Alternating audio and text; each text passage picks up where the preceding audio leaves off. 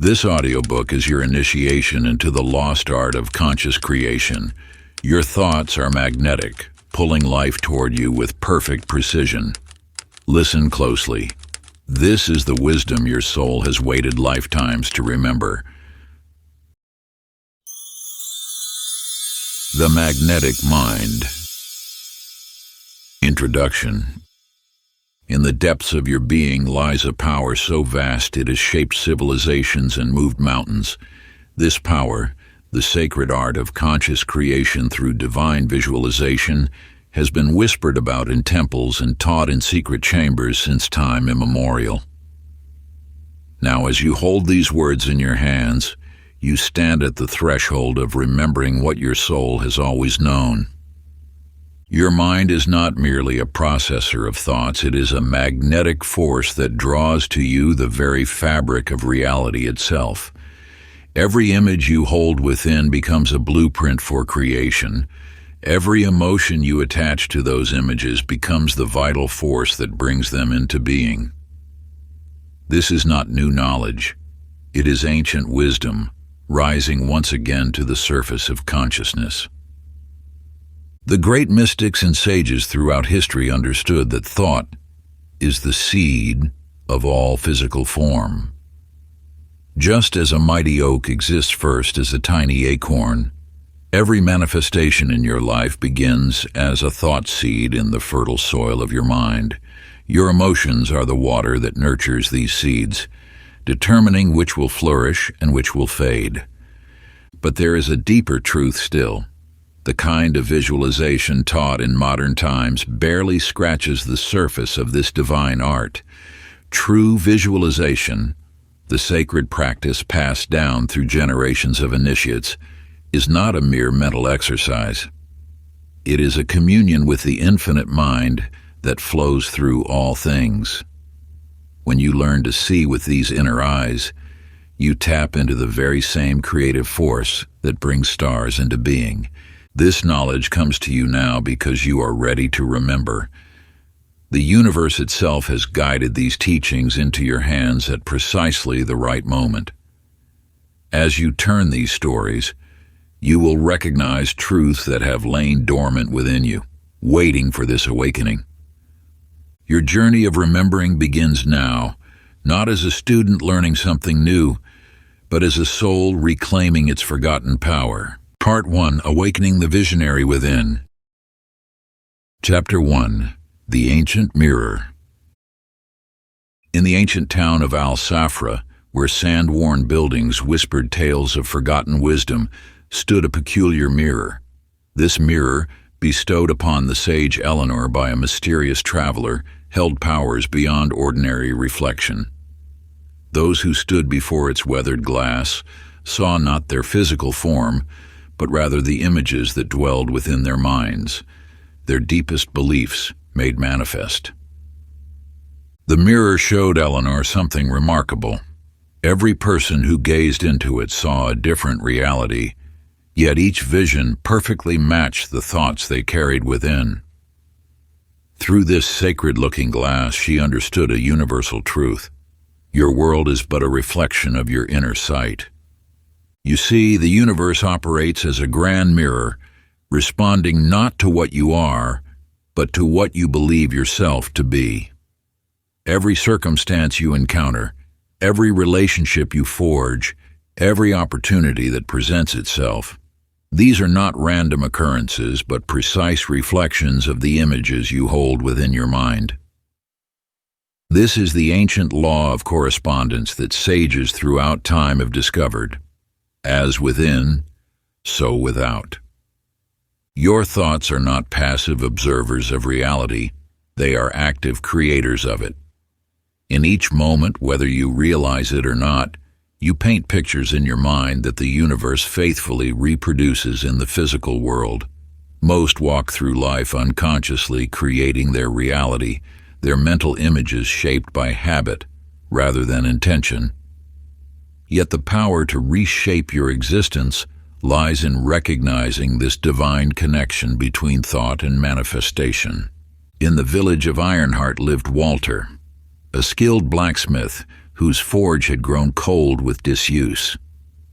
Each morning, he would wake to see only failure in his world: empty streets, silent anvil, and dwindling coins. His mind projected images of scarcity, and so scarcity was what he found. The invisible law worked with perfect precision, bringing to him exactly what he expected to see. But one dawn, something stirred within him. As he kindled his forge, he dared to see something different in the dancing flames. He began to imagine his workshop filled with apprentices, his crafts sought after by merchants from distant lands. At first, these images felt like lies against the empty walls, but he persisted, understanding intuitively what masters have taught for centuries: that vision precedes manifestation. Day by day, his inner vision grew stronger. Soon, a traveling merchant stopped to admire his work. Then came an order from a nobleman. Within months, the once quiet forge rang with the sounds of hammers and voices. What changed was not the world itself, but the images Walter projected into the cosmic mirror. Walter's transformation reveals the power that lies dormant within you. The world you experience is a mirror of your predominant thoughts, faithfully reflecting back the images you hold most firmly in your mind. This is not mysticism, but the operation of universal law, as immutable as gravity, yet infinitely more empowering. Here lies your sacred practice. Each day, stand before a mirror. Look deeply into your own eyes, the windows to your creating soul. Speak aloud the vision you choose to hold for yourself and your world. Let your voice carry the authority of one who knows their power to shape reality. This is not mere affirmation. It is a declaration to the universe of what you now choose to see and be.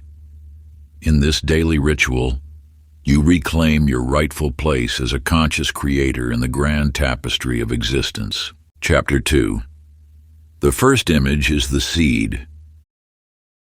In the heart of Kansas, where golden wheat fields stretched endlessly toward the horizon, lived Clara, a young farm girl whose discovery would unveil one of life's most sacred mysteries.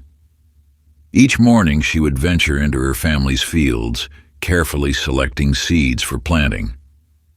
Yet one extraordinary summer, Clara stumbled upon a truth more precious than any harvest. The universe speaks in the language of symbols, and your mind is the fertile soil where all creation begins.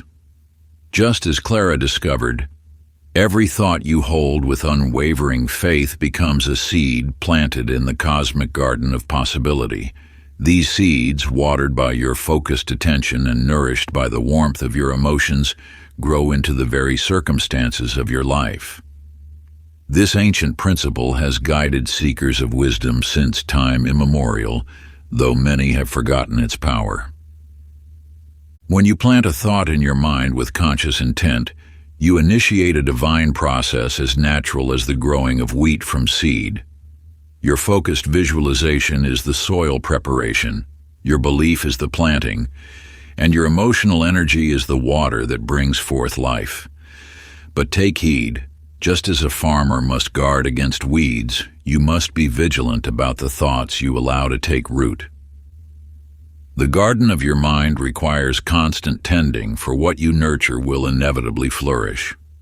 Doubt is the frost that kills the tender shoots of manifestation. Fear is the drought that withers possibility. Worry is the pest that consumes your creations before they can bear fruit. Your task is to tend your mental garden with the same dedication Clara showed to her physical one. Through daily practice, you will learn to cultivate only those thoughts that serve your highest vision.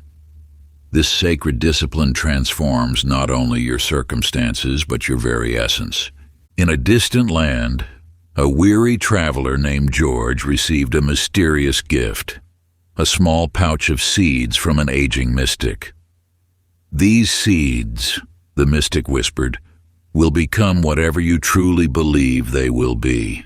George planted the first seed believing it would grow into a mighty oak, and so it did. The second, he planted thinking of sweet roses, and roses bloomed.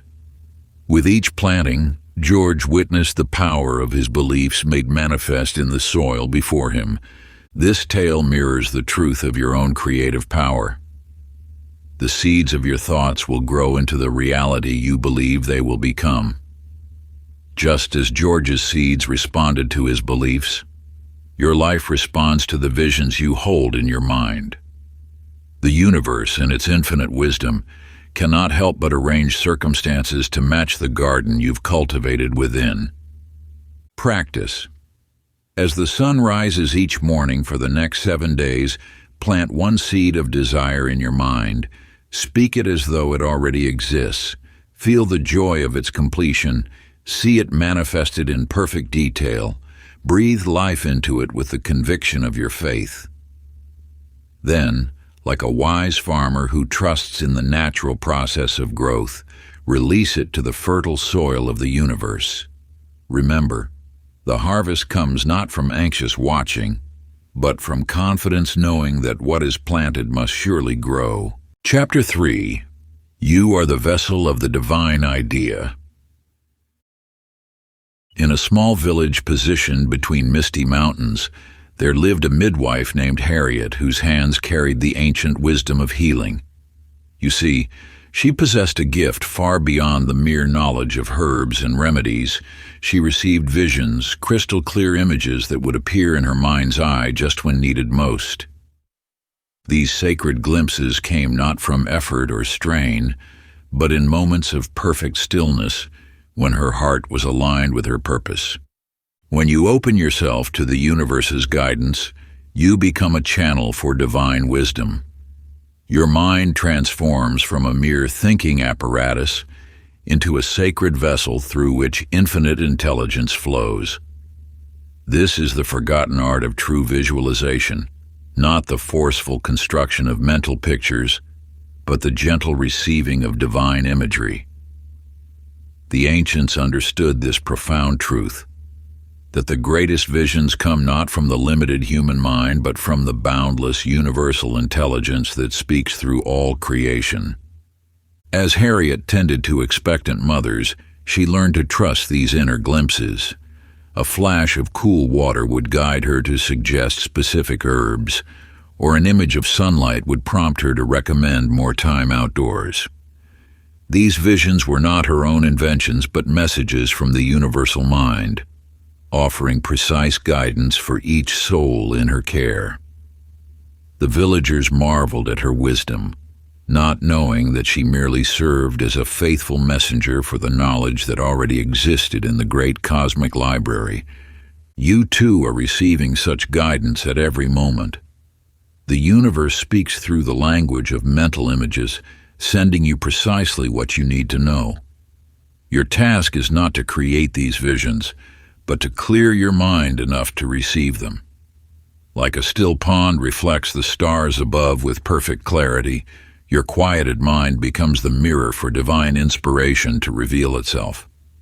In a distant coastal town lived Henry, who spent 30 years behind a banker's desk before the vision came. Night after night he dreamed of a lighthouse, its beam cutting through fog, guiding lost ships to shore. Though it made little worldly sense, the image persisted, calling him toward a new life. Following this divine nudge, Henry left his position and moved to the coast, where he discovered his true purpose as a counselor, guiding others through their darkest nights. His lighthouse was not of stone and mortar, but of wisdom and compassion, yet it saved just as many souls from shipwreck. The visions that appear in your mind are not random imaginings. They are sacred seeds planted by universal intelligence. They come not from your limited personal mind, but from the infinite wisdom that orchestrates the cosmos. When you learn to listen, to receive rather than grasp, you align yourself with the divine flow of creation. This receptive state is your natural birthright, the original way of seeing that children possess before the world teaches them to doubt their inner knowing. Practice. Find a quiet space where you will not be disturbed. Light a candle if you wish, creating an atmosphere of reverence. Close your eyes and breathe deeply, allowing your thoughts to settle like leaves falling gently to earth. When your mind grows still, ask with sincere heart, "What vision wishes to be born through me?" Take pen to paper and write whatever arises, without judgment or editing. Trust that the universe speaks through your willing hand. Do this for 7 consecutive days, and watch how the seeds of divine wisdom begin to sprout and flourish in the garden of your consciousness. Chapter 4: The Invisible Canvas. In a valley where autumn leaves dance eternally with the wind, there lived an artist named Mabel. Her brushes lay untouched for 20 years, gathering dust in a corner of her cottage. Yet within the sanctuary of her mind, masterpieces were taking form, waiting for the moment when consciousness would call them into being. You must understand that creation begins in the unseen realm. Just as a flower exists first in the seed before breaking through soil, every manifestation starts as an image in consciousness. Mabel discovered this truth when she began painting again, not with physical brushes, but with the refined strokes of focused thought. Her inner gallery became more vibrant than any museum wall could display. The invisible realm is where all power dwells. It is the fertile soil from which all visible things emerge. When you learn to paint with intention in your mind's eye, holding each detail with unwavering attention, you activate the creative force that shapes reality. Your imagination is not mere fantasy.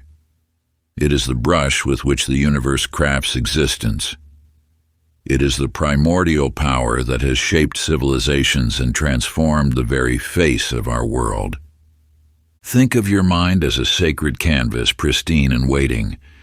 Each thought you hold steadily becomes a brushstroke of creation. The clearer your inner vision, the more precise its outer manifestation will be. This is the art of conscious creation, not idle daydreaming, but purposeful imaging with the full force of your creative power. What you focus upon with emotional intensity becomes the blueprint that universal forces use to construct your tomorrow.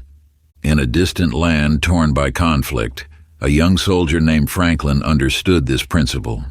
While others saw only the chaos of war around them, Franklin would close his eyes each dawn and paint scenes of peace in his mind.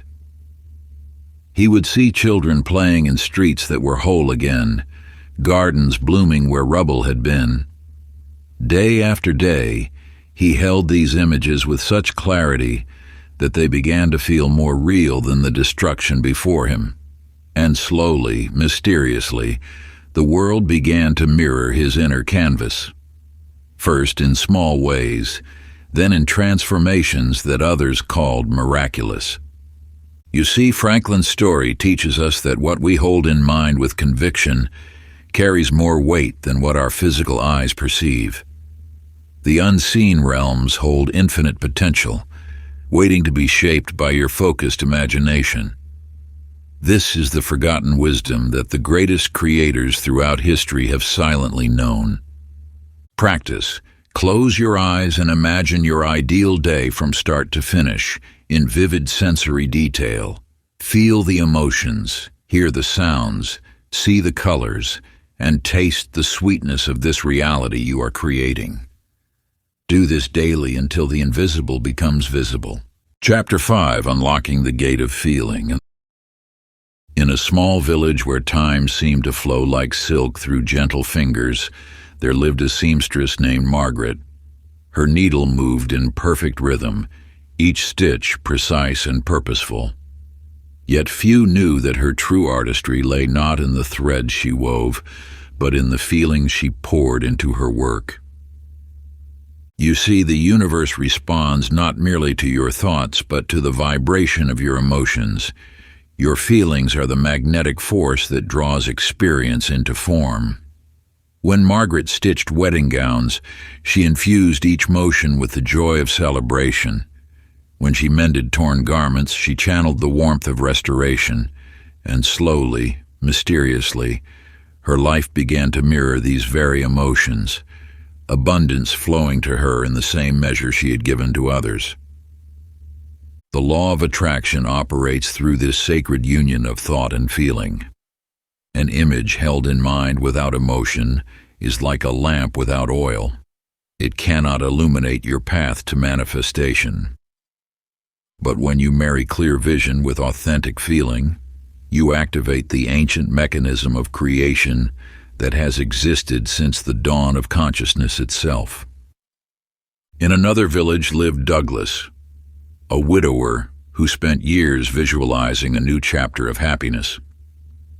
Yet his visions remained lifeless until one morning, watching his grandchildren play, he allowed himself to feel joy again.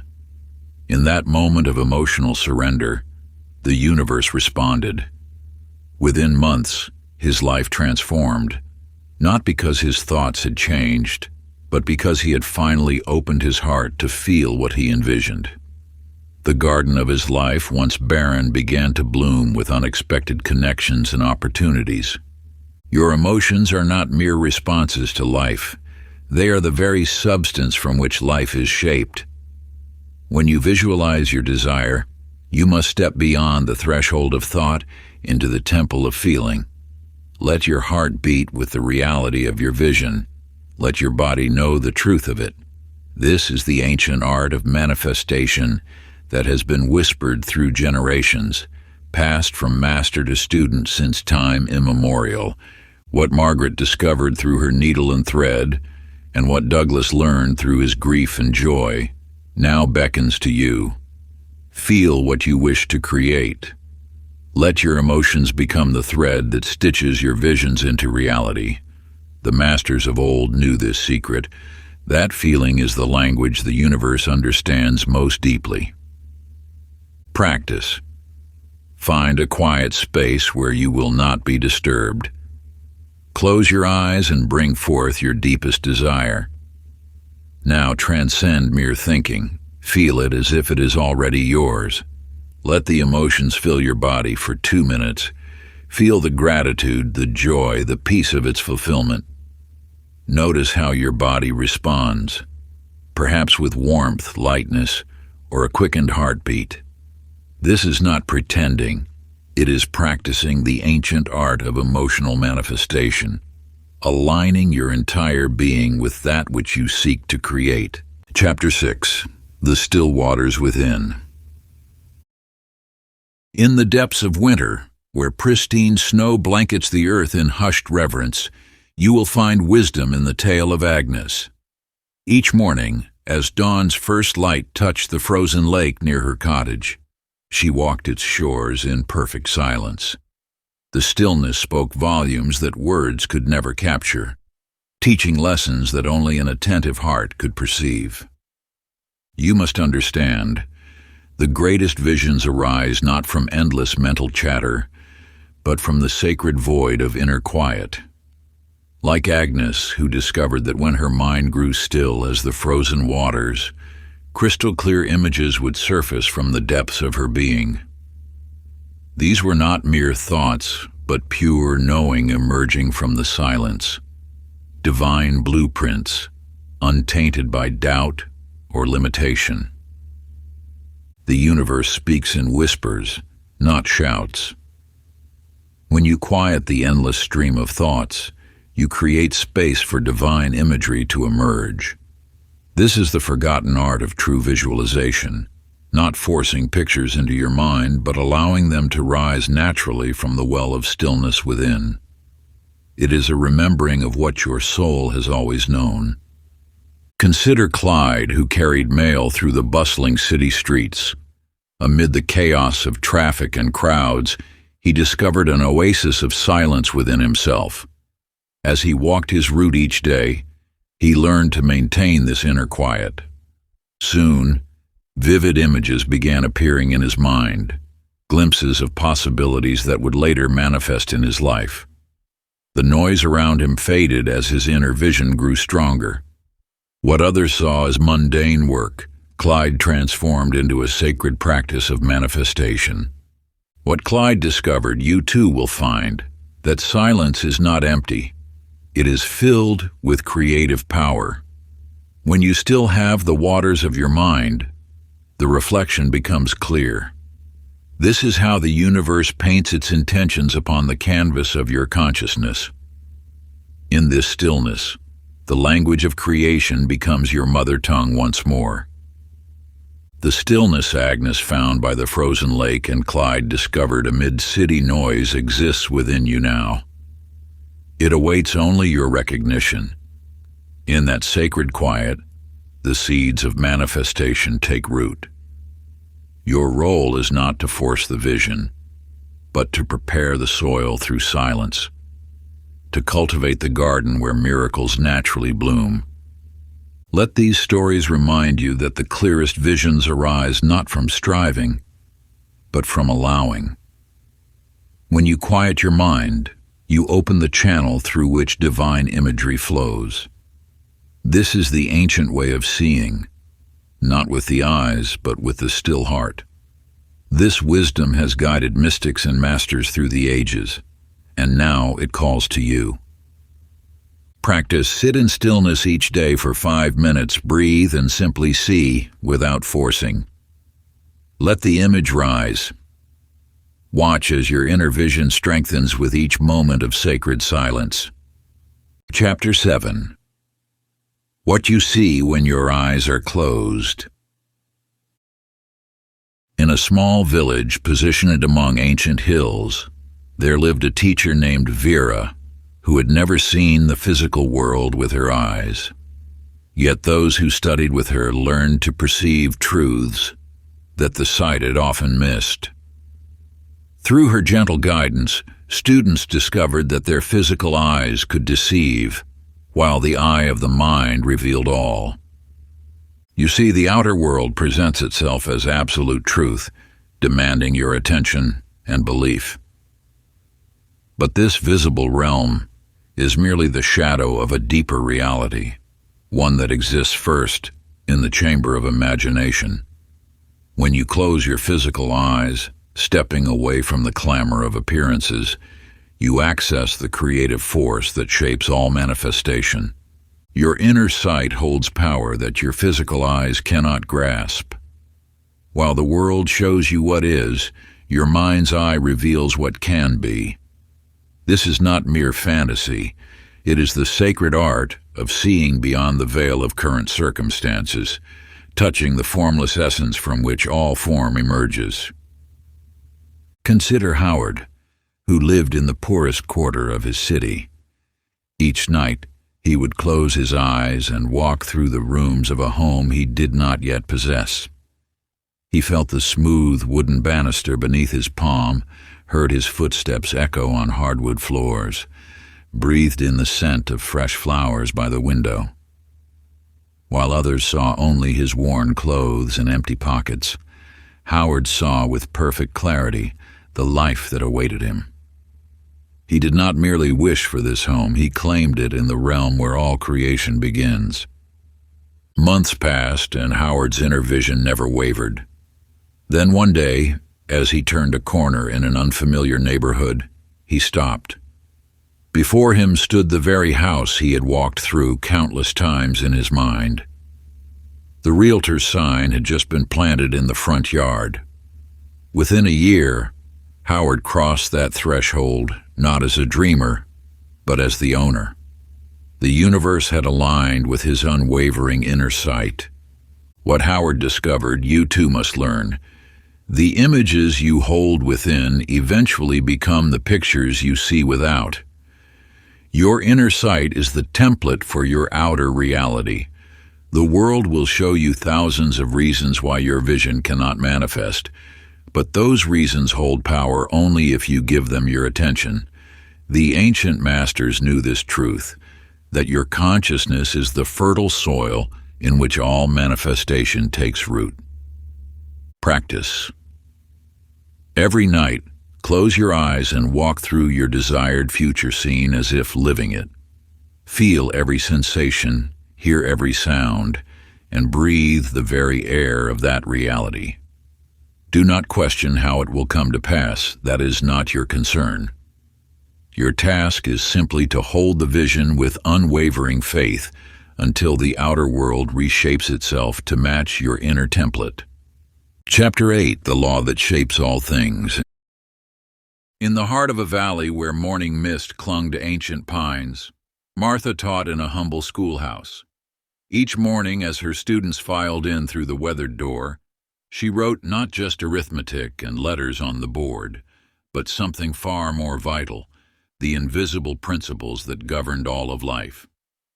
With patient hands and knowing eyes, she guided these young souls toward understanding truths that extended far beyond the classroom walls. You hold within you the same power that Martha recognized in her young charges. The law of attraction moves through all things with the same certainty as gravity pulls objects to Earth. It is not a theory to be debated, but a force as real as the air you breathe, as constant as the turning of the seasons. This universal principle has guided the wise throughout countless generations, though it has been called by many names.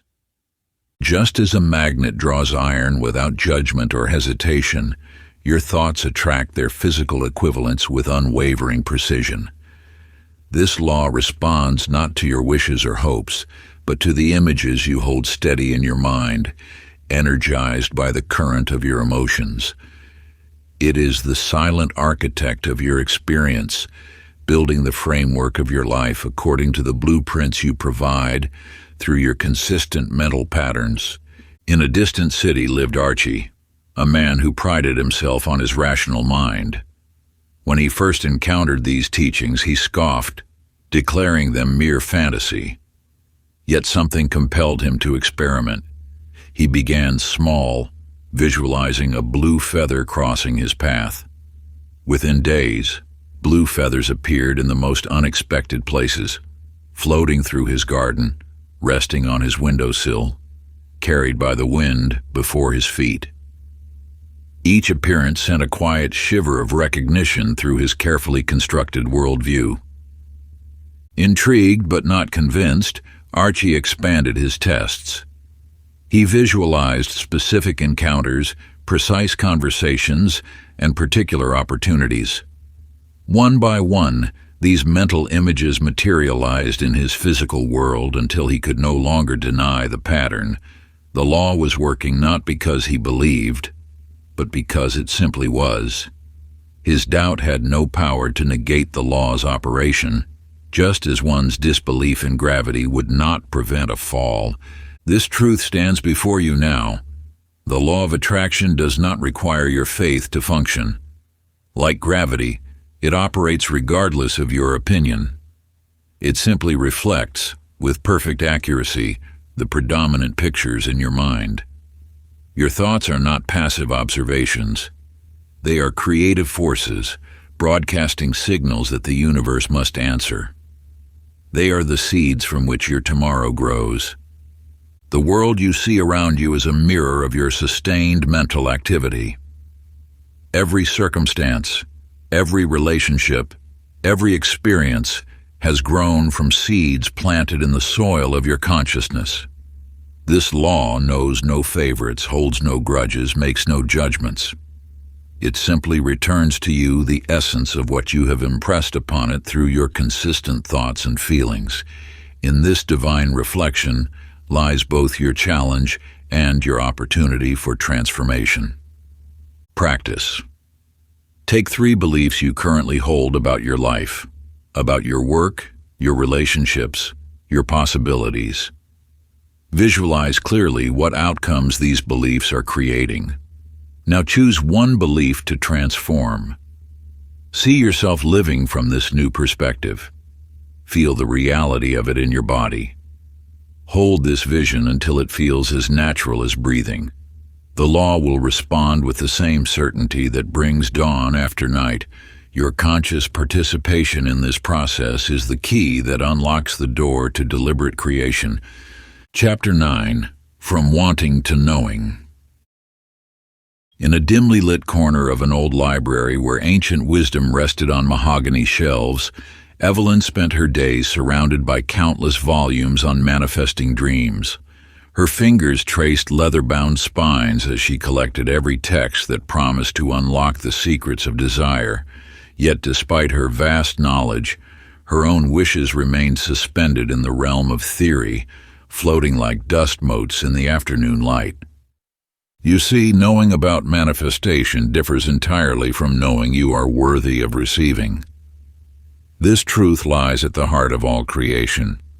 It is not the wanting that brings forth your desires, but the unwavering certainty that they are already yours. The ancient masters understood this principle well, teaching that creation begins not with longing, but with acceptance of what is already complete in the invisible realm.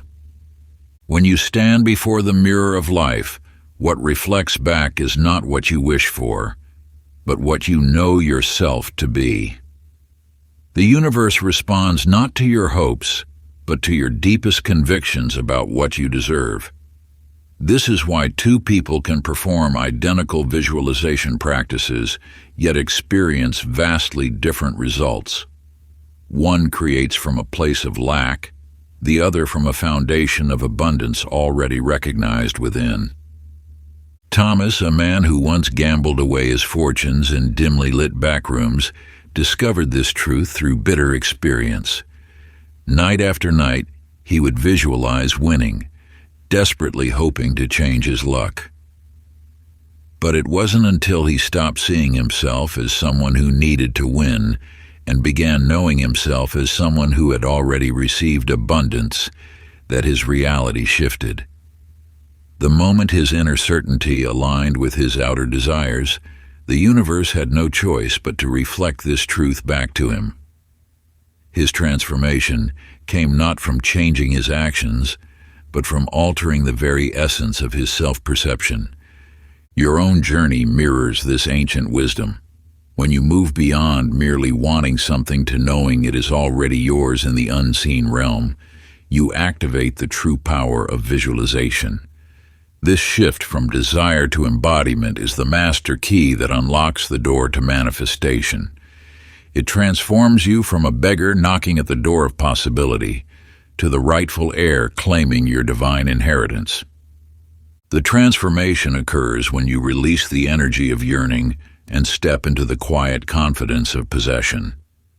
It is not enough to see what you want. You must become one with it in your mind and heart until there is no separation between you and your vision.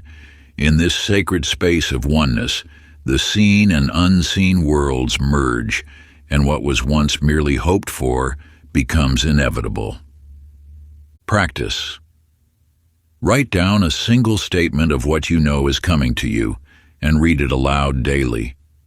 Speak these words not as a future promise, but as a present reality, allowing your entire being to resonate with their truth.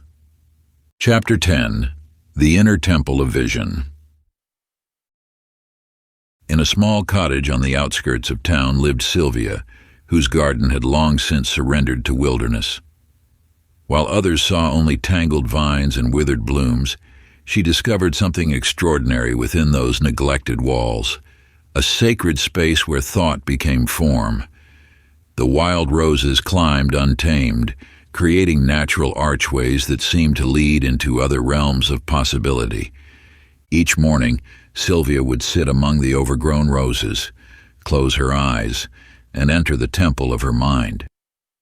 There, in that inner sanctuary, she learned that visualization was not mere daydreaming. It was communion with the creative force of the universe itself.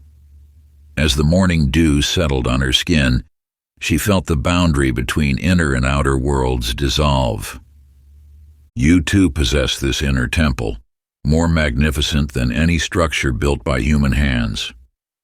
When you close your eyes to visualize, you are not simply imagining, you are entering the workshop of creation itself. This is sacred work requiring the same reverence as prayer, the same dedication as the ancient mystics brought to their ceremonies. The universe responds not to casual wishes, but to visions held with divine respect. Your mind is an altar where thoughts transform into reality. Each visualization is an offering placed upon this altar, a seed planted in cosmic soil. Treat these moments with the sanctity they deserve, for they are the foundation of all manifestation. In a distant village there lived a man named Leonard, who had lost everything in a great fire. Rather than rebuild his outer world first, he created an inner altar through pure imagination. Each dawn, he would sit in the ashes of his former life and with eyes closed build a temple of thought. In this inner sanctuary, he placed his visions with the care of a priest tending sacred flames, letting each image burn bright with possibility. Day by day, his outer world began to mirror his inner temple. Opportunities arose, resources appeared, and what he had placed upon his altar of visualization manifested in physical form. Those who witnessed his restoration called it a miracle, but Leonard knew it was simply the law of mind made visible through reverent practice. His neighbors watched in wonder as his life transformed from ashes to abundance. This truth beckons to you now.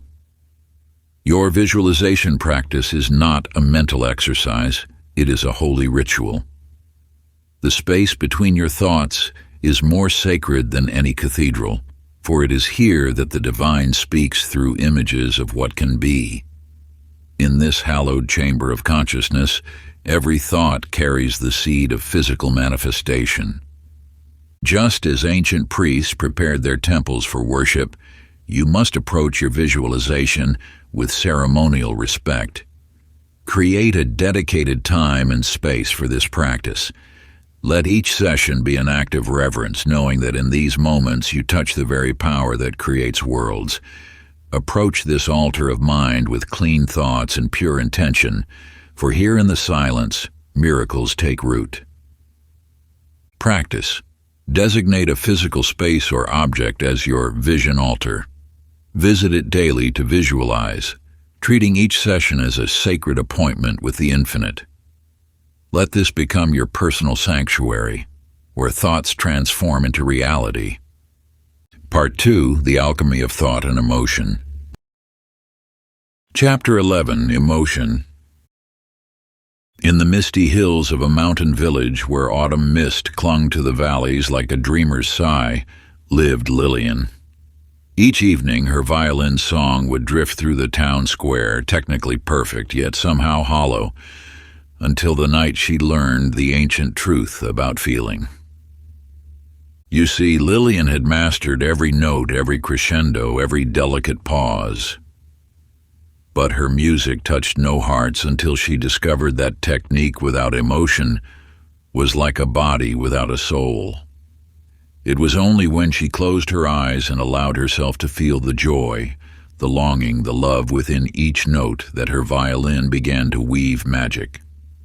The villagers, who had always politely applauded her skill, now found themselves moved to tears, their spirits lifted by melodies that seemed to speak directly to their innermost selves. This truth extends far beyond music. It is the very essence of creation itself. Your thoughts, like Lillian's notes, must be infused with genuine emotion to manifest in the physical world. The universe responds not to the precision of your vision, but to the depth of your feeling. When your desires are clothed in the rich garments of emotion, they become living things, pulsing with the energy that bridges the invisible and the visible realms.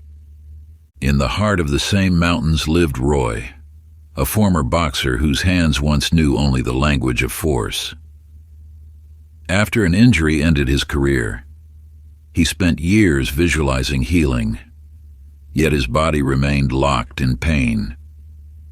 The change came not through his detailed mental pictures of wellness, but through a simple moment when he allowed himself to feel absolute peace. in that sacred instant of surrender. When he truly felt wholeness coursing through his veins, his body began its journey back to harmony.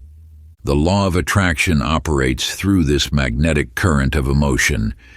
When you marry clear vision with authentic feeling, you create a signal so powerful that the universe cannot help but respond.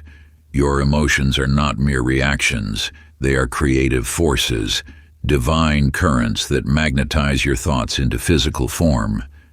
They are the alchemical fire that transforms the lead of mere wishful thinking into the gold of manifestation. What you feel as real becomes real. This is not metaphor, but law. Just as Lillian's music transformed when she played from her heart, your visualizations transform when you feel them as already accomplished. The universe knows no difference between an emotion sparked by physical reality and one generated by pure faith. It simply responds to the vibrational offering you present, matching your inner state with outer circumstances in perfect reflection. Practice. Take a moment now to choose one desired outcome. In your journal, write not what you wish to happen, but what it feels like now that it has happened.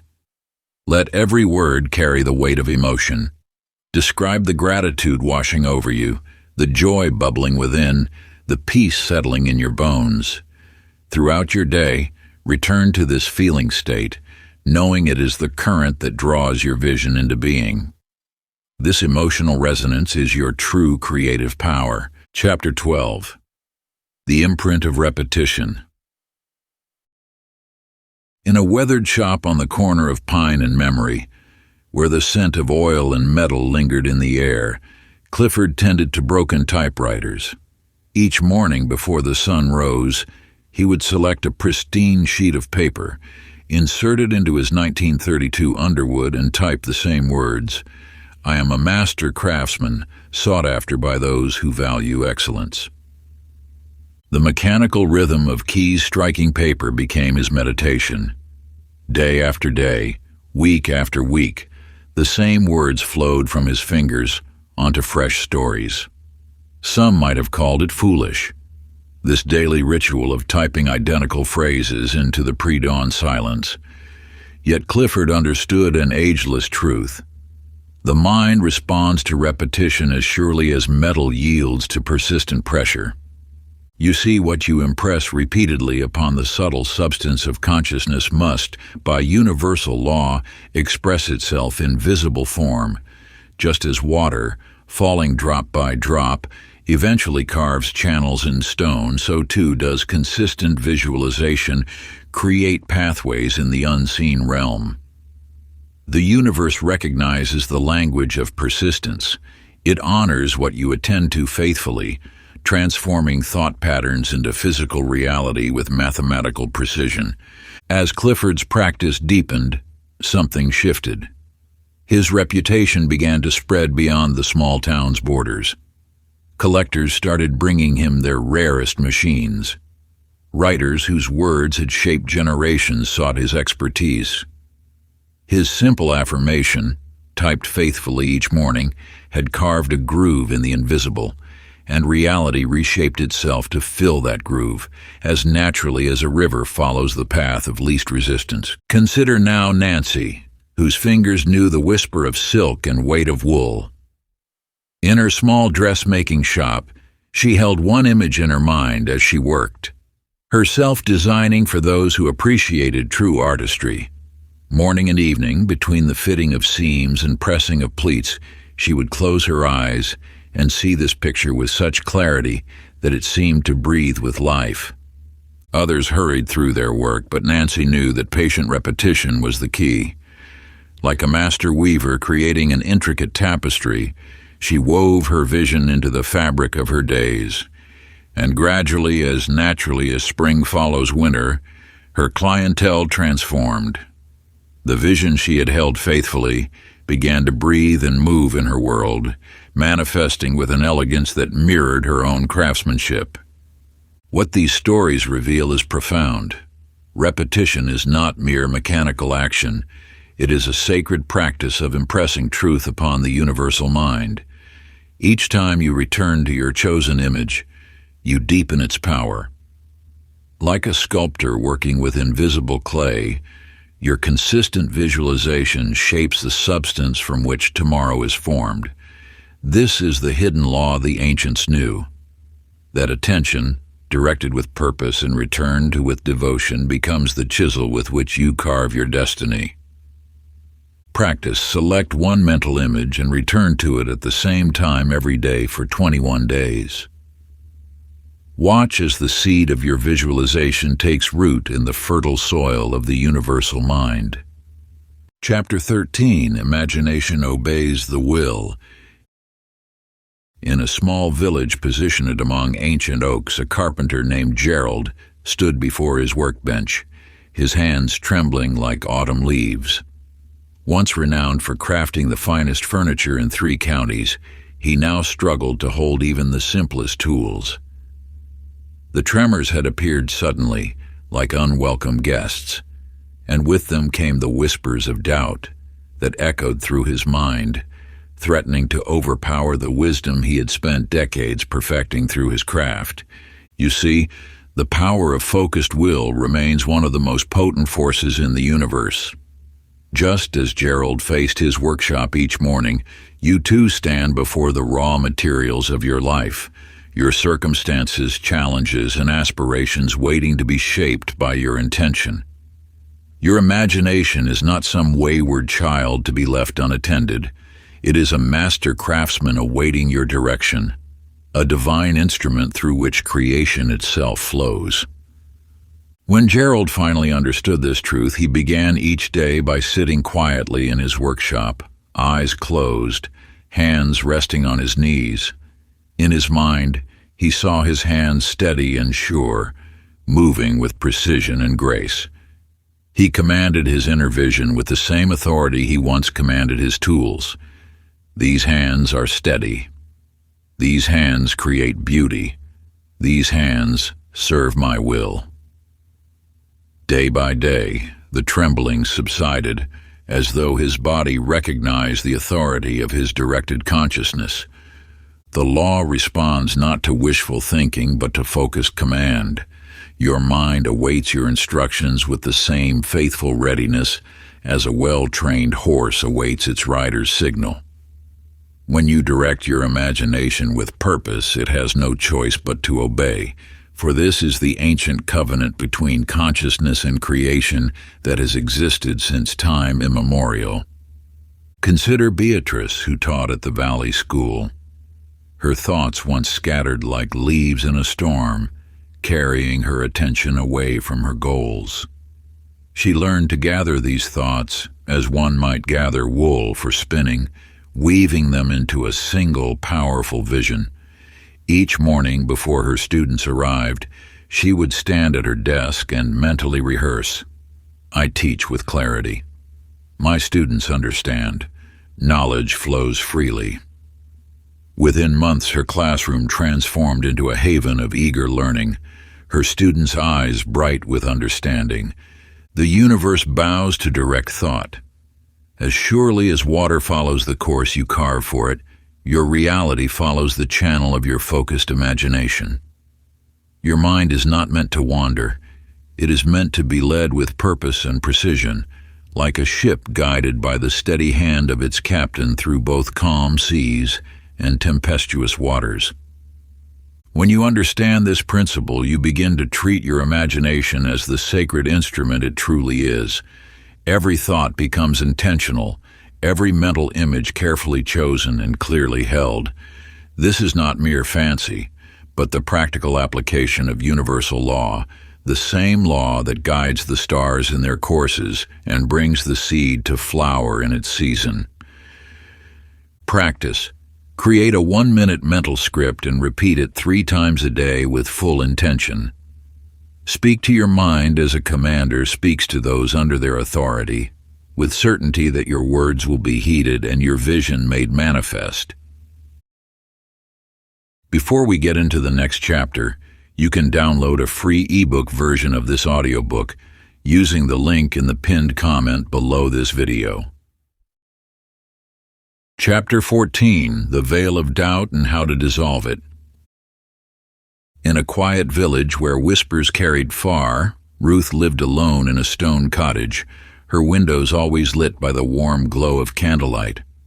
Each evening, as shadows lengthened across the cobbled path, she would sit in her weathered wooden chair, close her eyes, and envision the life she yearned to create with such clarity that it felt nearly tangible. Yet around her, voices echoed with disbelief. Neighbors whose well-meaning concerns planted seeds of uncertainty in the garden of her dreams. You hold within you a power greater than any external voice, a divine birthright that transcends the limitations others would place upon you. The world may question, doubt may arise from every direction, but truth remains unmoved like the ancient mountains, steadfast and eternal. What you know in the depths of your heart transcends all skepticism, all conventional wisdom that would bind you to lesser possibilities. When doubt knocks at your door, as it inevitably will, learn to greet it with understanding rather than resistance or fear. Ruth discovered this profound secret not through struggle, but through surrender to a higher wisdom. She recognized that doubt was not her enemy to be battled, but merely a shadow that naturally dissolved in the pure light of inner knowing. With each passing day, she grew stronger in her practice of certainty, not by fighting against the doubts that arose, but by gently turning her attention toward what she knew to be true in the sanctuary of her soul. The universe responds not to your fleeting wishes or desperate hopes, but to your deepest knowing, that unshakable certainty that resonates at the core of your being. When you plant a seed in fertile soil, you do not stand over it doubting its emergence. You trust implicitly in the natural law that governs all creation. So too must you trust in the immutable law that governs manifestation, knowing that what you hold as truth in your heart must, by divine decree, blossom into physical form. Consider Calvin, who spent long years searching for gold in the rugged mountains when all others had abandoned the quest. Villagers mocked his persistence, family members pleaded for him to return to conventional work, and experts declared the mines empty of all treasure. But Calvin held an unwavering vision of abundance beneath the unyielding rock. He saw it in his mind with perfect clarity, felt it in his bones as an absolute certainty. When others walked away shaking their heads in pity, he remained steadfast in his knowledge. And there, in the depths where others saw only worthless stone, he discovered a vein of gold so pure and abundant it seemed to glow with its own inner light. Calvin's story mirrors your own journey through the landscape of manifestation. The treasure you seek already exists in the realm of completion. It awaits only your unwavering recognition to bridge the gap between spiritual reality and physical expression. Like Ruth, who learned to silence the chorus of doubt by amplifying her inner voice of truth, you too can cultivate this sacred certainty that transforms invisible potential into visible abundance. The doubts that arise in your mind are not impenetrable walls. They are merely veils, thin and transparent, ready to dissolve in the radiant light of your knowing. Each time uncertainty surfaces in your thoughts, greet it not as an enemy, but as a faithful reminder to strengthen your vision, to deepen your trust in the unseen but perfect laws that govern all creation and manifestation. Practice. Write down 3 doubts that currently shadow your path. For each doubt, craft an opposite statement of absolute truth and spend 5 minutes in quiet contemplation, visualizing the complete reality of that statement until you feel its resonance in every cell of your being. Chapter 15. The world reflects your inner movie. In a weathered movie house at the edge of a sleepy town, Hazel spent her evenings threading film through the ancient projector. Night after night, she watched stories unfold on the silver screen until she noticed something extraordinary.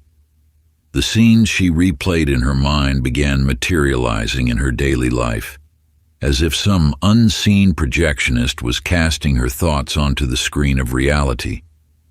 You possess this same divine projector within your mind.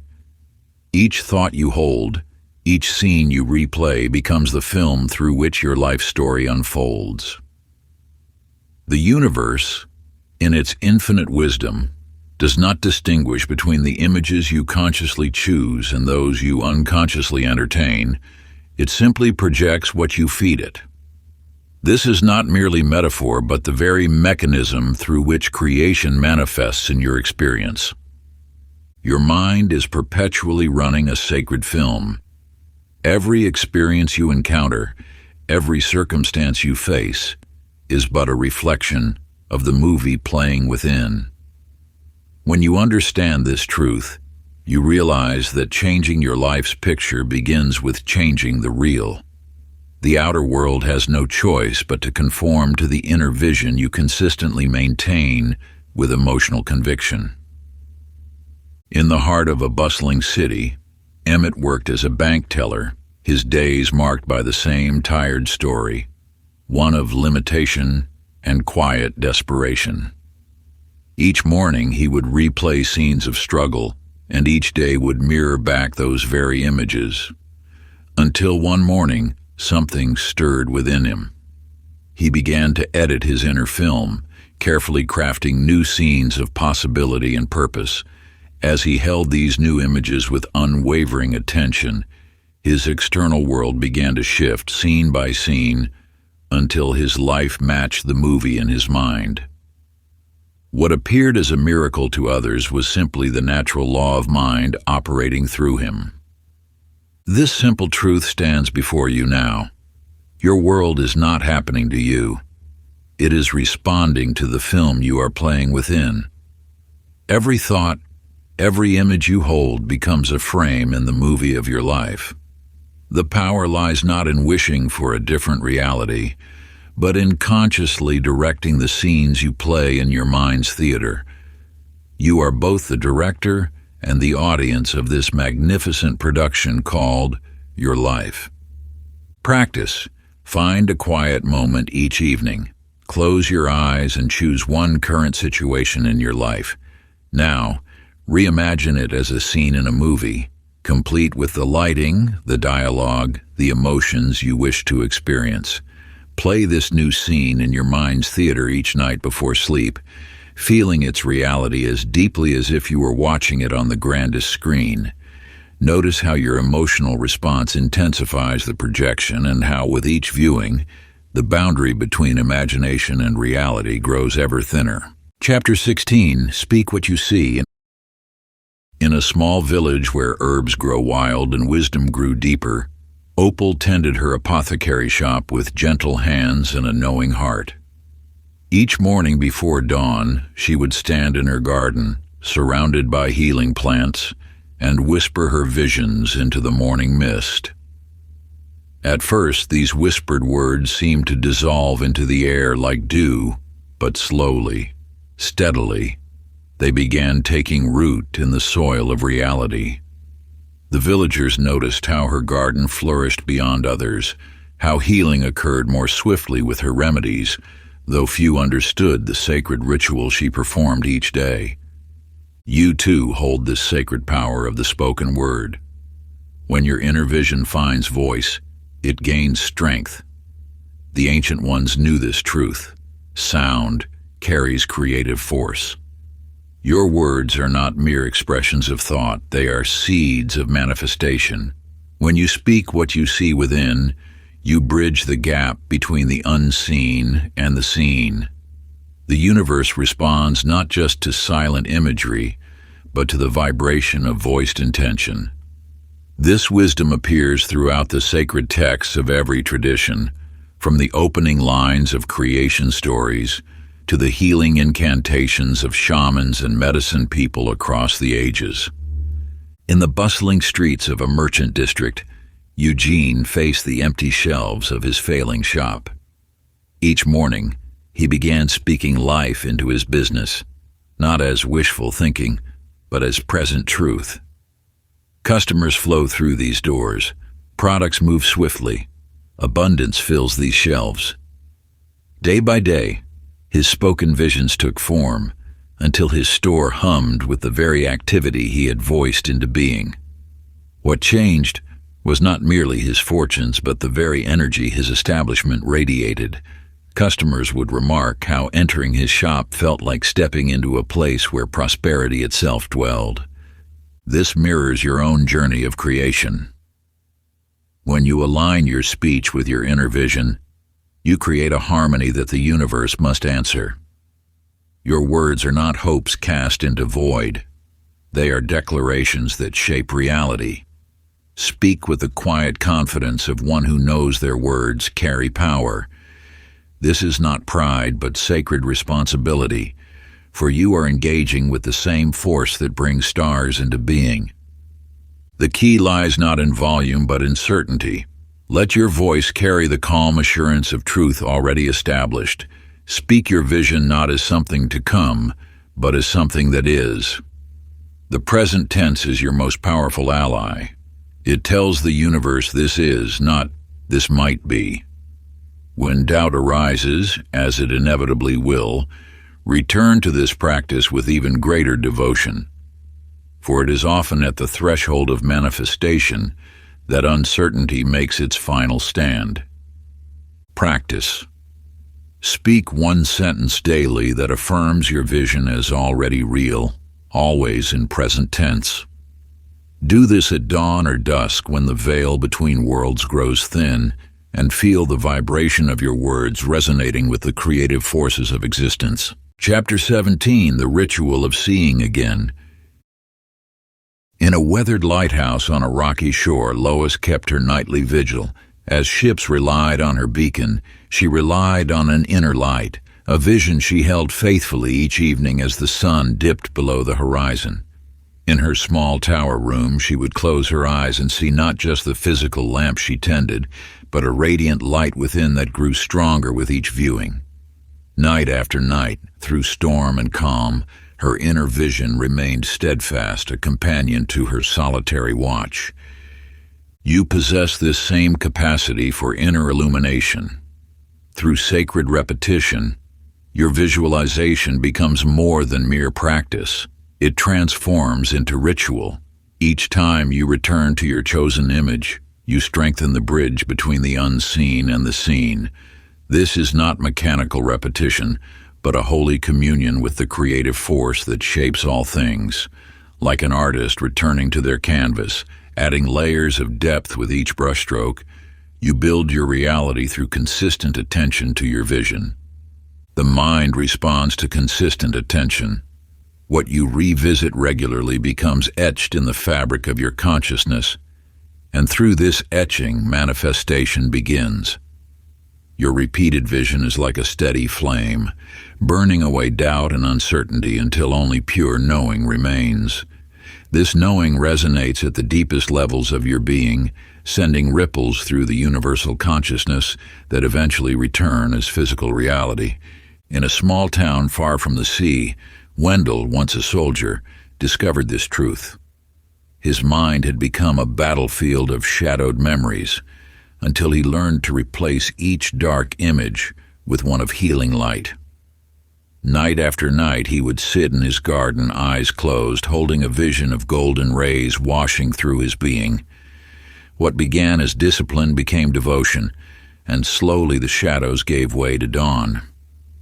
Friends noticed the change before he did. A lightness in his step, a clarity in his eyes that spoke of inner peace reclaimed. This tale mirrors your own potential for transformation. Through dedicated practice, you too can replace old patterns with new visions. The key lies not in forcing change, but in gentle, persistent return to your chosen image. Like water wearing smooth stones, your consistent visualization shapes reality.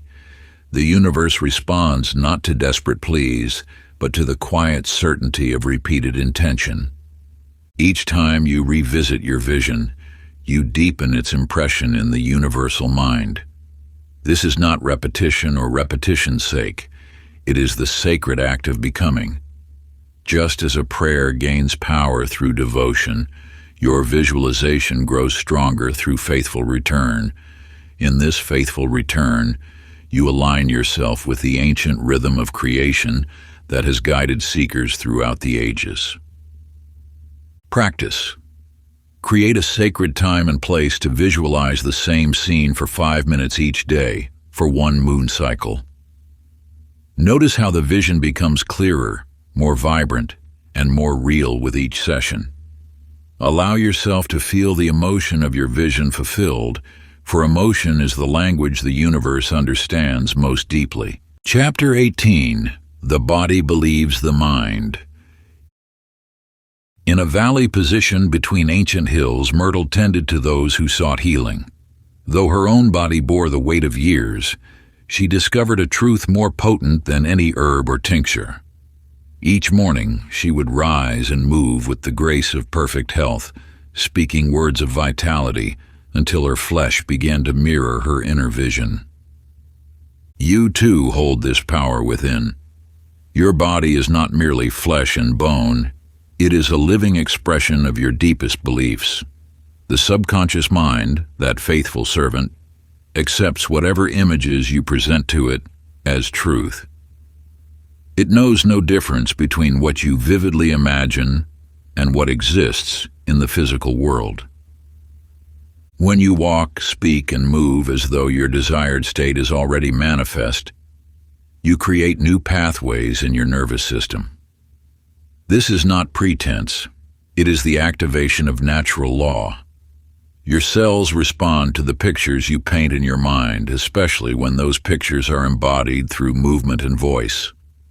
In a distant town, Edwin knew this transformation firsthand. Fear had once gripped him so tightly he could barely leave his home.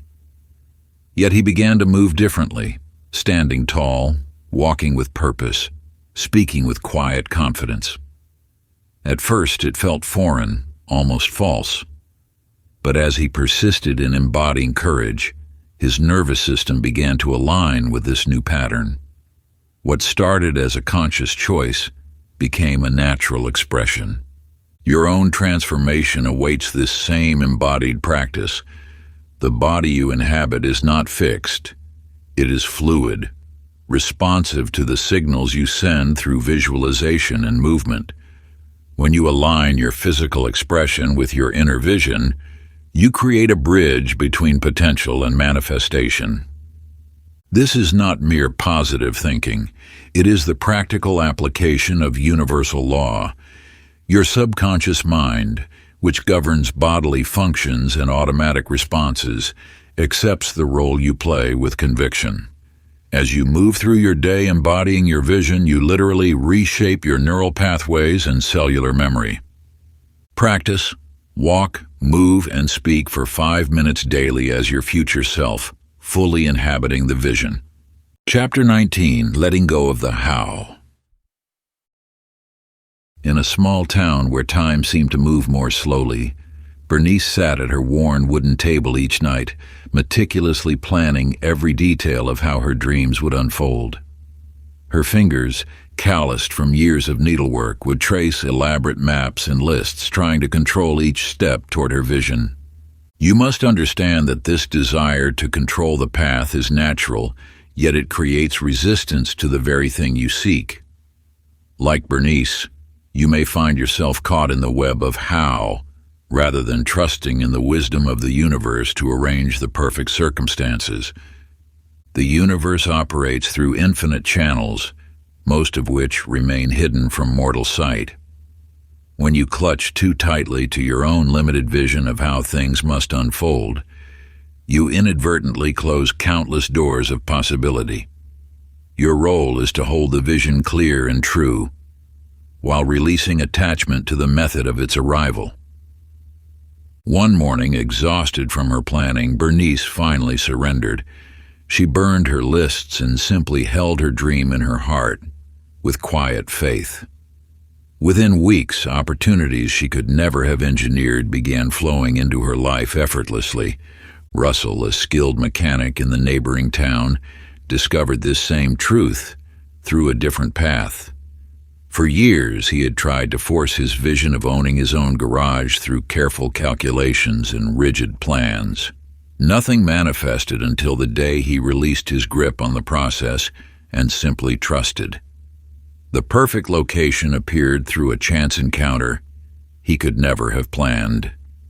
These stories mirror your own journey with manifestation. When you release the need to control every detail, you allow the infinite intelligence of the universe to work on your behalf. This is not passive waiting.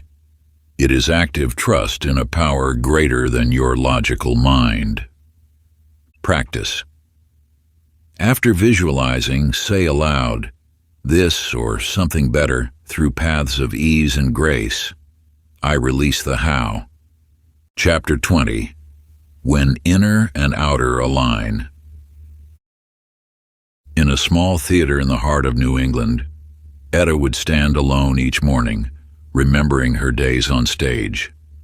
Yet the greatest role she would ever play was not written in any script. It was the role of becoming her truest self.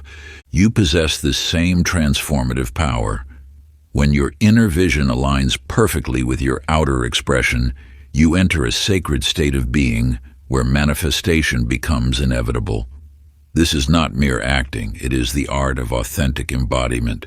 Your thoughts, emotions, words, and actions must sing in perfect harmony.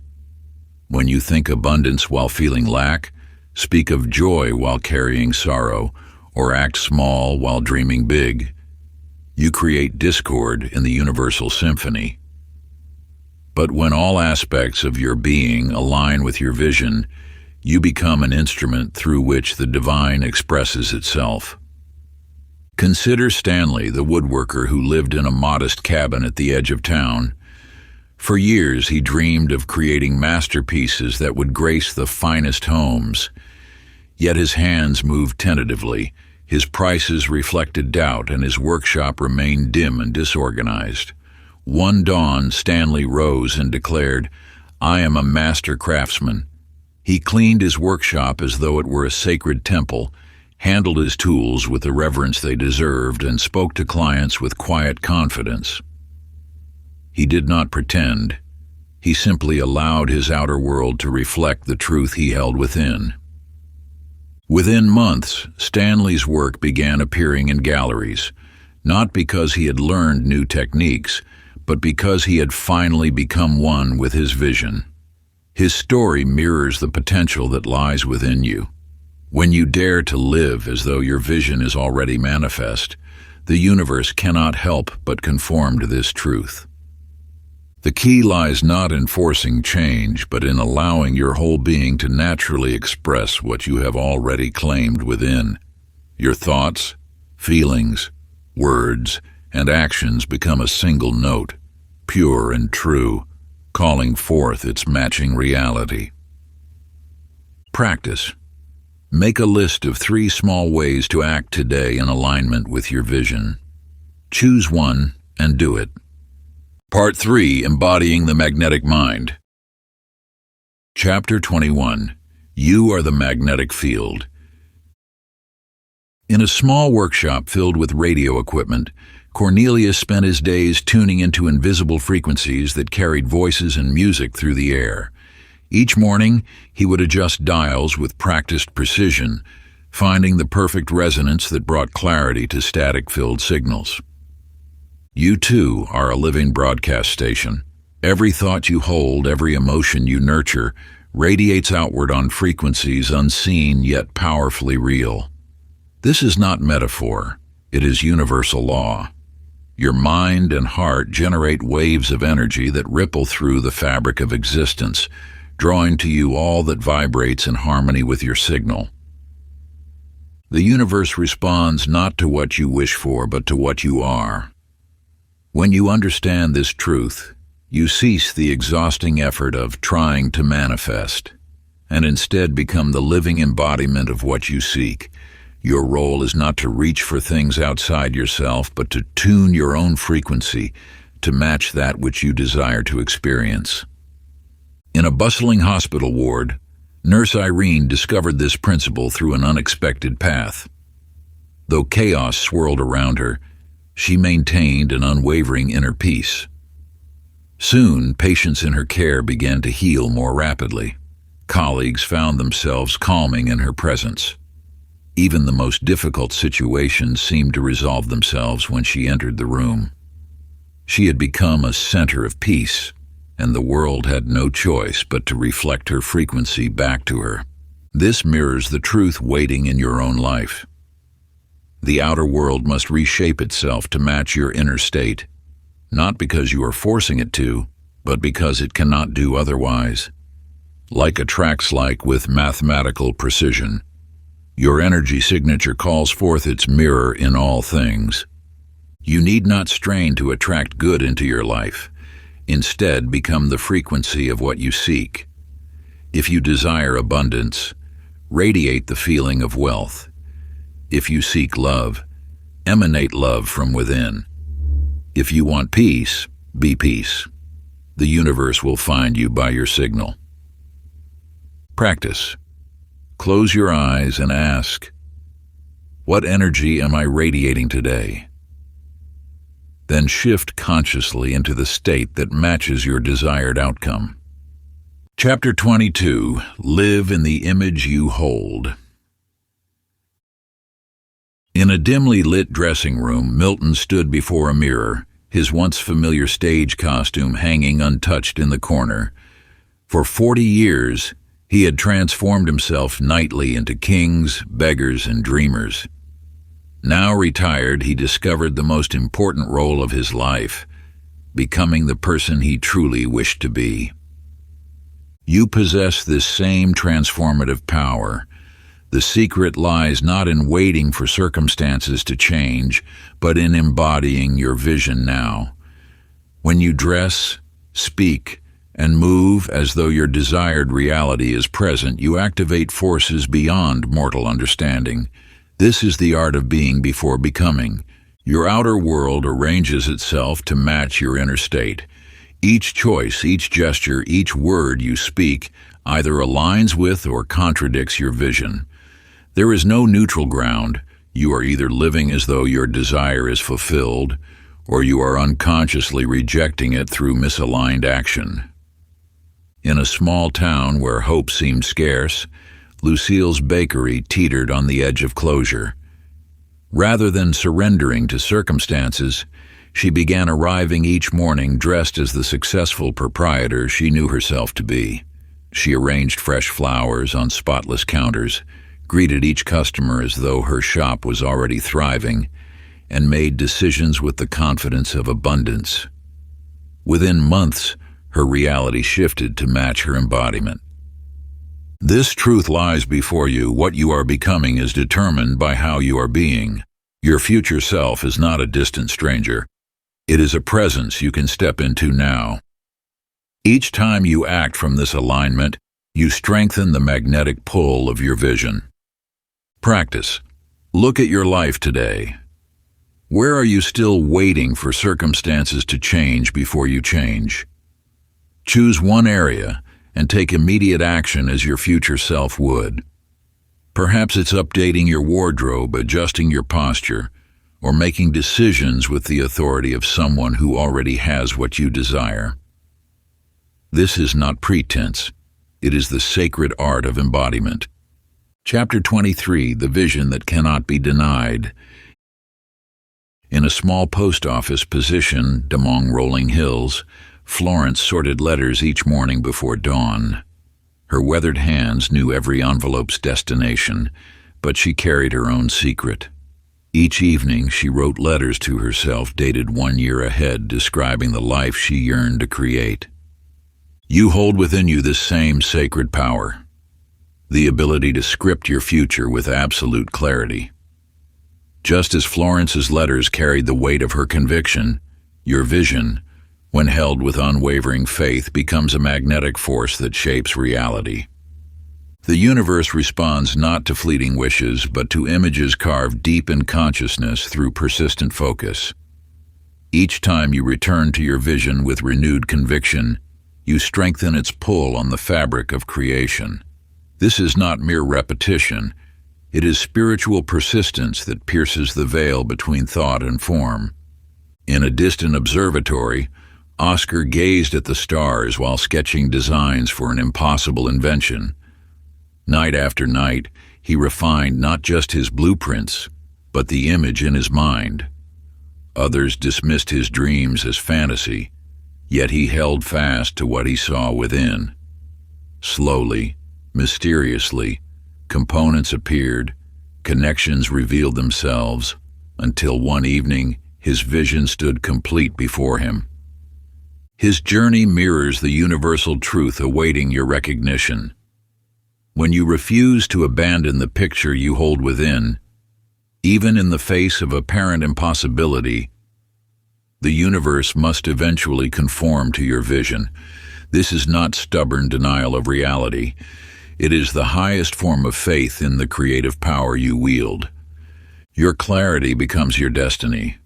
Each detail you add to your mental image, each emotion you infuse it with, accelerates its manifestation. The universe cannot resist a vision held with such pristine focus and feeling. Sacred practice. Craft a single sentence that captures the essence of your deepest vision. Write it by hand each day for 30 days, allowing each stroke of the pen to engrave it deeper into your consciousness. Let this daily ritual become your covenant with the universe, a declaration of what must be. Chapter 24. The Aligned Life. In a sunlit kitchen where herbs dried in twisted bundles, Gloria sat surrounded by scattered papers, her manuscripts, bills, and calendar all competing for attention. Each morning she wrote beautiful stories about aligned living, yet her own life felt like 1,000 fragments refusing to form a whole. You too may recognize this discord, the gap between your vision and your daily reality. Yet within you lies the power to bring every element of life into harmony with your deepest truth. When your thoughts, actions, and choices align with your soul's knowing, you become an unshakable magnet for manifestation. The magnetic mind requires more than isolated moments of visualization. It demands coherence.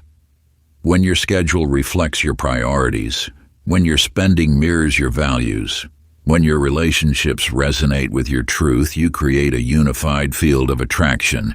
This alignment amplifies your creative force beyond measure. In a small corner store with shelves of gleaming jars, Marvin faced a choice that would test his integrity. A supplier offered him cheaper goods that contradicted his commitment to quality.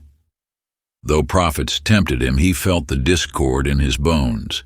In declining the offer, he discovered that each no to misalignment was a yes to his vision's manifestation.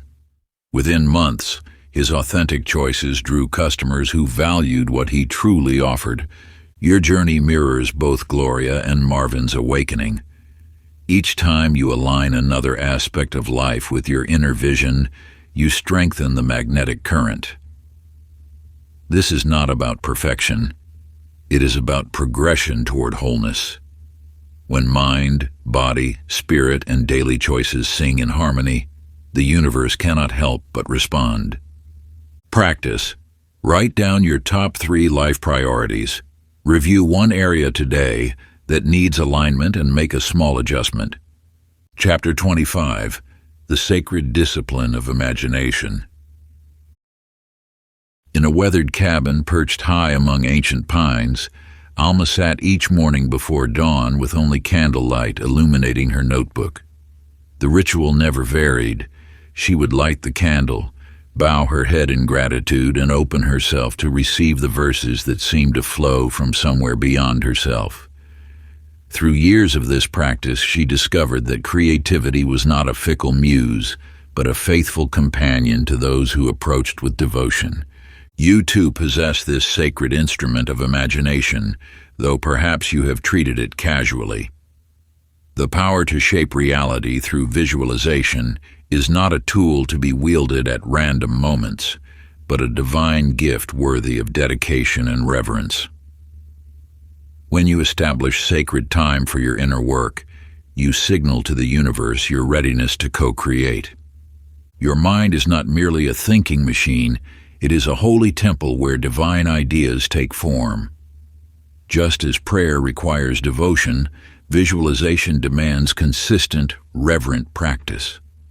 Those who treat this power with casual interest receive casual results, but those who approach with dedication witness miracles unfold with clockwork precision. Along the misty shores before sunrise, Stan would anchor his boat and close his eyes, seeing not the empty nets before him, but the abundant catch he knew would come. Day after day, he maintained this ritual regardless of weather or weariness. Other fishermen called him peculiar, but they could not deny his nets grew heavier as his vision grew stronger.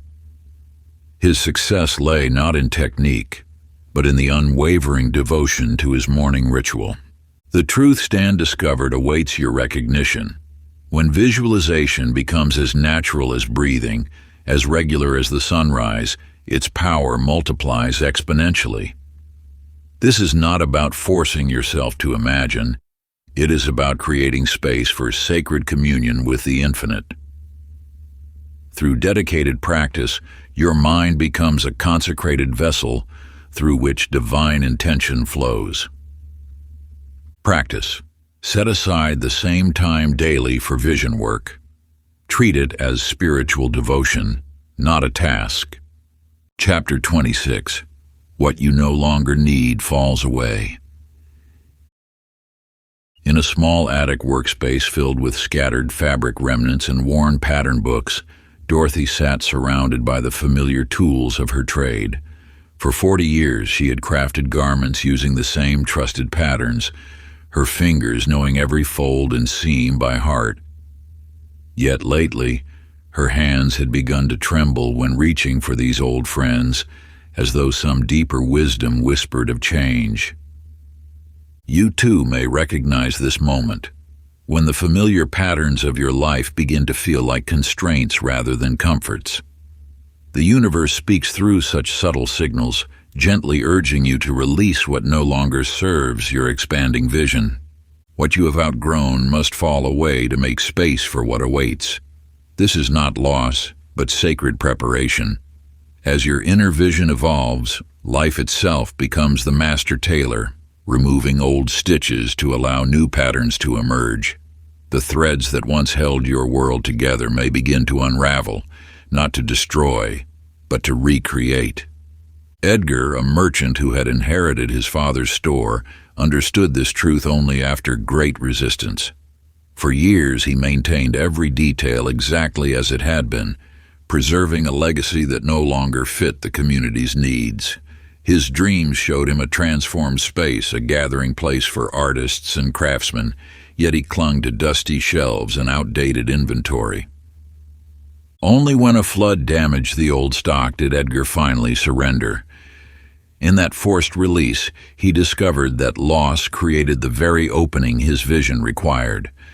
Within months, the store transformed into the vibrant hub he had imagined, far surpassing his original dreams.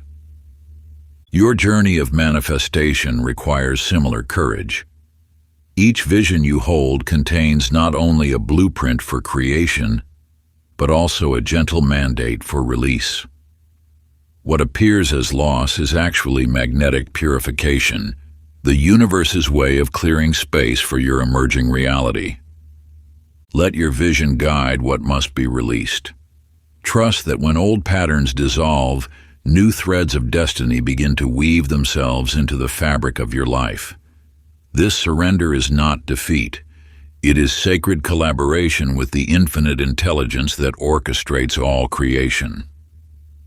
Practice. Name one habit, object, or thought pattern to release today. Bless it. Let it go. Chapter 27. The Universe Speaks in Symbols. In a dimly lit antique shop where time seemed to stand still, Frances arranged her treasured collection, each piece carrying whispers of stories untold. Every morning, she would find a white feather on her doorstep, though no birds nested nearby. At precisely 11:11, the old grandfather clock would chime, though its mechanisms had long since ceased to work. And daily, from somewhere in the distance, the same melody would drift through her window, a song her mother once hummed. You too are surrounded by such divine messages, though you may have dismissed them as mere coincidence. The universe speaks not in thunderous proclamations, but in gentle repetitions, in synchronicities that catch your eye and quicken your heart. These are not random events, but sacred confirmations of your alignment with universal forces. When you align with your truest vision, the world begins to whisper back through symbols. A book falls open to the exact page you needed to read. A stranger speaks the very words you've been pondering. Numbers appear in meaningful patterns. These are not accidents, they are the language of spirit, confirming your path. Leon, a piano tuner known for his precise ear, spent years searching for success through logical planning and careful analysis. Each morning, he would review his goals, create detailed strategies, and measure his progress. Yet true breakthrough only came when he learned to listen differently, not for problems to fix, but for the subtle harmonies life was playing for him. He began to notice how certain melodies would appear just as he questioned his path, how specific chords would ring out when his thoughts aligned with truth. The more he trusted these musical messages, the more his life flowed in perfect rhythm. His business transformed not through careful planning, but through following the song of synchronicity. This tale mirrors your own journey. The universe is not silent. It speaks constantly through symbols, signs, and meaningful coincidences. These are not mere happenstance, but divine acknowledgments of your alignment with higher truth. When you learn to read these sacred signals, you discover that you have never been alone in your creation. The universe has been orchestrating alongside you all along. Practice. Ask the universe for a symbol to confirm your path. Watch gently, with trust, and record what shows up. Chapter 28. Rejoice before it arrives. In a small cottage at the edge of a sleepy town, Hattie rose each morning before dawn. Though her husband's chair sat empty, she pushed aside the heavy curtains and let golden light flood the wooden floors. Where others might have seen only loss, she saw possibility. Each sunrise, she would turn on her beloved's old phonograph, close her eyes, and dance, not in sorrow, but in celebration of what she knew was coming. You see, Hattie had discovered a truth that few understand. Joy need not wait for circumstance. The universe responds not to what is, but to what you feel is real. When you dare to celebrate before the evidence appears, you tap into creation's deepest current. Your inner state is the magnet that draws or repels your desires. When you wait to feel joy until your dreams manifest, you place yourself perpetually in waiting. But when you celebrate now, you collapse time itself. This is not mere positive thinking. It is the sacred science of attraction. The question before you is not what do I see, but rather, what am I celebrating? For the universe cannot distinguish between joy felt for what is and joy felt for what will be. It simply matches your frequency. Consider Silas, the baker's son, who understood this principle so well that he threw a grand feast, complete with music, dancing, and toasts, for the bakery he had not yet opened. His neighbors thought him mad, celebrating success that existed only in his mind. Yet within months, that very bakery stood proudly on Main Street, its windows gleaming with fresh bread and possibility. What Silas knew, and what you must understand, is that celebration is not the result of manifestation. It is the cause. His feast was not foolish fancy. It was magnetic force in action. By daring to rejoice before evidence appeared, he commanded the universe to match his joy with corresponding reality. Your visions await not better circumstances, but better celebration. Like Hattie dancing in her empty cottage, you must find the courage to feel triumph now. This is not pretense, it is power. Practice. Spend 5 minutes celebrating your dream each day as if it's already complete. Smile, move, give thanks. Chapter 29. Your future has already been chosen. In the misty hours before sunrise, Beverly would often find herself stirring awake, fragments of dreams still clinging to her consciousness. You see, her nights were filled with visions of a house she had never entered, yet knew as intimately as her own heartbeat. The scent of pine from its wooden beams, the way morning light streamed through stained glass windows, the precise curve of the banister beneath her palm. What you must understand is that this vision was not mere fantasy. It was a glimpse into what already existed in the infinite field of possibility. Your future is not built from nothing. It is selected from the vast array of what could be. Just as Beverly's dreams were not imagination, but recognition. The universe speaks in whispers of what awaits you. These glimpses, these moments of knowing, are sacred invitations into alignment with what is already yours. When you see it in your mind, you are not creating it, you are acknowledging it, claiming it, stepping toward it.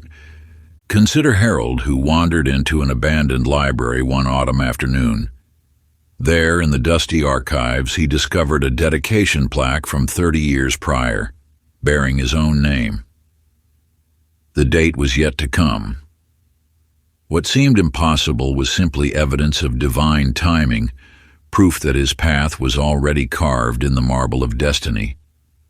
What appears as coincidence is truly convergence, the moment when your inner vision aligns with its outer expression.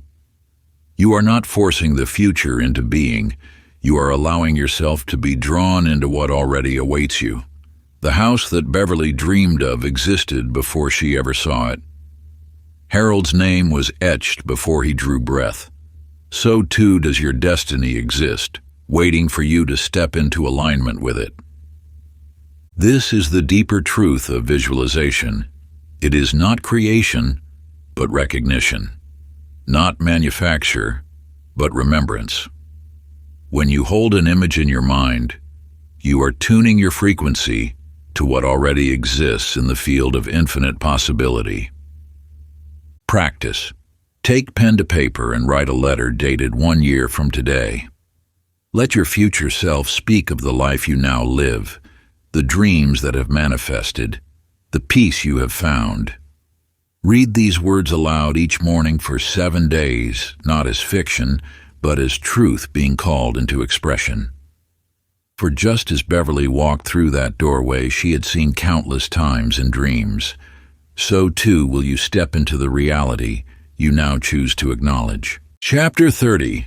The Mind That Creates Worlds. In the dawn-kissed valley of a mountain town where mist clings to ancient pines, there lived a woman named Minnie whose hands shaped dreams into reality. Each morning she would retreat to her workshop, a sanctuary of copper wire, wood, and possibility, where she crafted miniature buildings, streets, and parks, exactly as they appeared in her nighttime visions. You possess this same creative force within you. Like Minnie, your mind holds blueprints of realities waiting to emerge from the formless into form. For months, Minnie worked with unwavering devotion, guided by an inner knowing that transcended logic. Her tiny town grew more detailed with each passing day.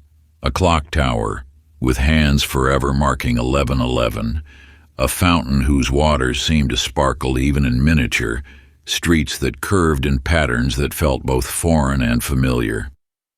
Then came the autumn morning when her sister's letter arrived, inviting her to a small European village she had never visited. As Minnie stepped off the train weeks later, her heart stopped. There before her stood every building, every cobblestone street, every architectural detail she had crafted in her workshop. Her inner vision had been a preview of what already existed, waiting for her arrival. This truth now beckons you to understand. Your mind is not merely generating thoughts. It is a divine instrument, attuned to realities that already exist in the infinite field of possibility. When you visualize with pure intent, you are not creating from nothing. You are aligning with what is already written in the cosmic ledger of potential. Consider young Clint, who filled countless notebooks with drawings of a lighthouse home by the sea. Years passed, and those childhood sketches were forgotten in an attic trunk.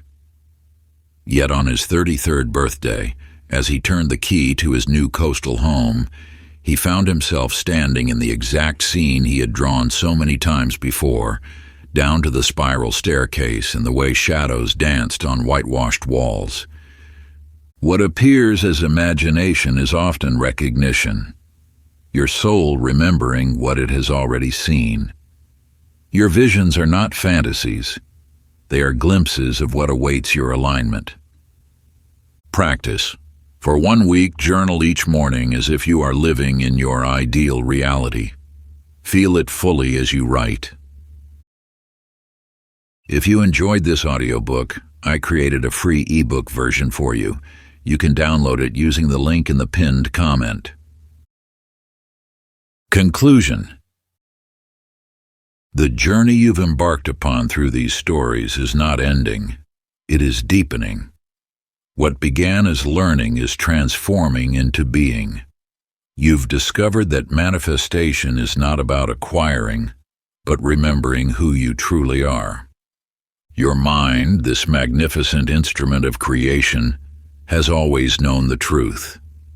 It whispers to you in moments of stillness, through symbols and synchronicities, through dreams that feel more real than waking. You are not learning to attract, you are remembering how to be the attractor. The ancient wisdom keepers understood this truth. Visualization is not a practice to master, but a power to embody. When you close your eyes to see your vision, you are not reaching for something distant. You are aligning with what already exists within the infinite field of possibility. Let your daily life become your visualization. Every breath, every step, every choice is an opportunity to align with your inner truth. You need not strain or struggle to manifest. Simply be the frequency of what you desire. The universe responds not to what you want, but to what you are. Release the need to constantly check if your vision is manifesting. Trust that what you have planted in consciousness must bloom in experience. The seed does not doubt its flowering, it simply grows. You are not separate from the creative force that shapes worlds and moves mountains. You are that force individualized, that power personified. Every master who walked before you knew this truth. The kingdom is within. Walk forward now in quiet confidence, knowing that your every thought is already creating. Your every feeling is already attracting. Your every belief is already manifesting. You are the magnetic mind incarnate. The universe has already said yes to your deepest vision. It said yes the moment you dared to believe. Keep walking, keep seeing, keep becoming. If you enjoyed this exclusive audiobook, I handpicked this next book which will change your life.